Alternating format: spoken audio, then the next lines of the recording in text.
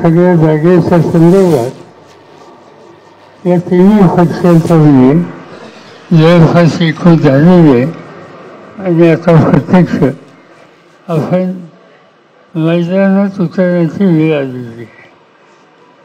साताची चर्चा होत असताना अधिक सखोल चर्चा झाली. साताऱ्यामध्ये हा जिल्हा देशाचे नेते कैलासवासी यशवंतराव चव्हाण यांच्या विचारावर श्रद्धा ठेवणारा जिल्हा आहे. राष्ट्रवादी पक्षाच्या दृष्टीनं हा अत्यंत महत्त्वाचा जिल्हा आहे आणि या जिल्ह्याच्या जनतेनं राष्ट्रवादी काँग्रेस पक्षावर चव्हाण साहेबांच्या नंतर तितकंच प्रेम केलं, पाठिंबा दिला आणि त्यामुळे साहजिकच आहे पक्षाची जबाबदारी इथला कुठलाही निर्णय हा अत्यंत काळजीपूर्वक घेतला पाहिजे.